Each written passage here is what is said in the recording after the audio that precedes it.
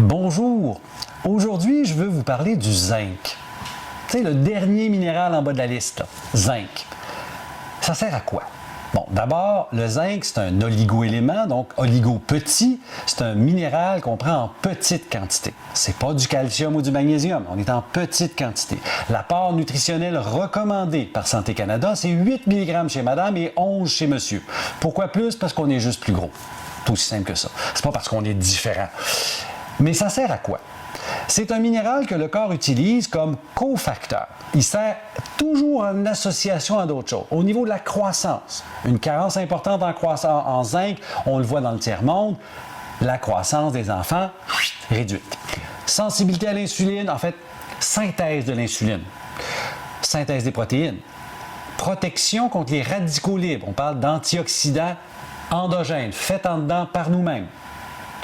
C'est un minéral qui a énormément de fonctions un petit peu partout, mais toujours en petite dose.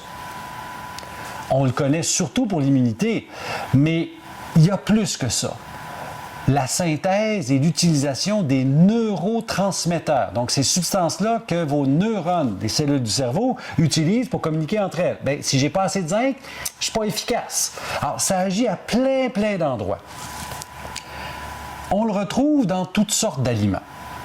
Le plus concentré de tous, puis ça, bien des gens vont lever le nez, c'est les huîtres. Une huître, bon, peut-être pas les tout petites, là, mais une huître moyenne, c'est votre apport nutritionnel de 11 mg. Est-ce que c'est dangereux de manger des huîtres? La réponse, c'est non. Est-ce que c'est la meilleure source? Oui. La seule? Pas du tout. Alors, tous les produits de la mer en contiennent. Dans le monde animal, les abats, tu sais, le foie là, qu'on n'a pas le goût de manger, c'est le plus riche. Dans les végétaux, la graine de citrouille est probablement la plus riche. Mais faites attention parce que les minéraux, ils ont des ennemis. Les acides phytiques, pourquoi on fait tremper nos amandes? Pourquoi on fait tremper les légumineuses longtemps avant de les cuire? Longtemps, c'est ces fameuses molécules-là. Les oxalates et les phytates, les acides oxaliques ou les acides phytiques, c'est la même affaire, gobent les minéraux, donc réduisent l'absorption. À tel point que dans les années 70, il y a une étude d'absorption qui a été faite où on a donné des huîtres. Correct. On a mesuré le zinc. Augmentation, élimination. Parfait. On a donné des huîtres avec des chips de maïs. Moins d'absorption. Avec des fèves noires, moins d'absorption. Donc, il y a une réalité là. Les minéraux sont moins disponibles. Quand on le sait, on agit en conséquence. Est-ce que ça vaut la peine de prendre un supplément? Là, c'est pas clair. Ça dépend de ce que vous mangez et ça dépend de la situation. Parce qu'il y a des limites. Un des effets, j'ai mentionné au début, l'immunité. On sait que le zinc, en quantité beaucoup plus importante que l'apport alimentaire, a un effet antiviral. Ça, c'est intéressant. C'est pour ça qu'on a développé, il y a quelques années déjà, quelques dizaines d'années, des pastilles de zinc.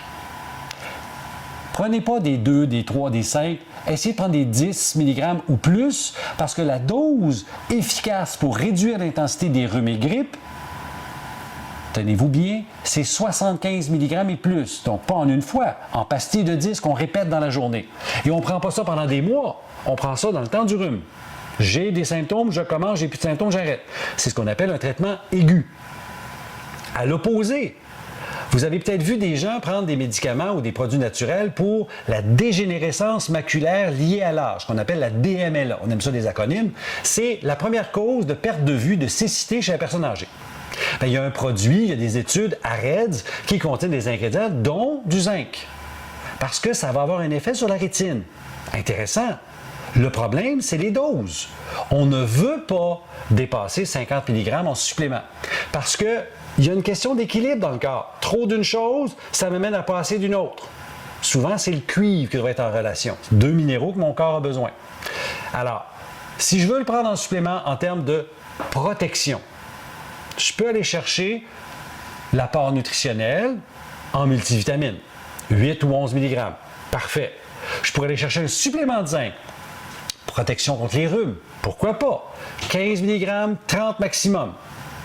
Dépassez pas ça, parce que dans les cas des études qui ont été faites sur une longue durée, où on a donné plus que mon fameux 50 mg, on a eu des cas de cancer qui sont apparus plus importants dans le groupe zinc que dans le groupe placebo. Danger? On ne veut pas aller là. Alors, on reste dans les doses beaucoup plus proches, 15 à 30 mg. Et dans le cas d'une stratégie de prévention, c'est intéressant. Si je prends ça comme un bouclier, le zinc me protège, je parie qu'il ne marchera pas. Parce que le zinc travaille toujours en équipe, comme tous les nutriments d'ailleurs. On va parler des cofacteurs. J'ai déjà nommé le cuivre, il y a un équilibre là. Quelque chose entre 11 fois plus ou 20 fois plus de zinc, dépendant de l'auteur que je dis, que de cuivre. Mais ça me prend les deux. La B6 est utile. Il y a d'autres minéraux comme ça. La vitamine D est utile.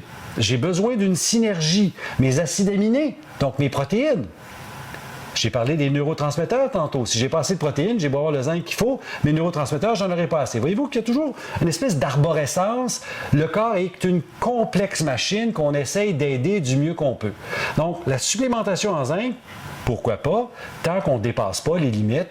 Souvenez-vous du 50, jamais plus. Restez dans le conservateur, 15 à 30, on est sécuritaire. Dernier détail, c'est un minéral et tous les minéraux peuvent se coller à des substances. On va appeler des chélateurs. Dans le cas des minéraux, le son de blé, les fibres dures réduisent l'absorption. Mauvaise idée de le prendre en même temps, séparé de 2 heures. Les médicaments qui ont cet effet-là, les médicaments pour l'ostéoporose, les antibiotiques de type tétracycline, votre synthroïde, on sépare, minimum 1 heure, 2 heures, ça serait mieux, pour être sûr qu'ils ne se touchent pas dans l'intestin. C'est une interaction chimique. Autrement que ça, pas vraiment plus de danger que ça, tant qu'on reste dans les doses plus petites. C'était mon sujet d'aujourd'hui. Salut!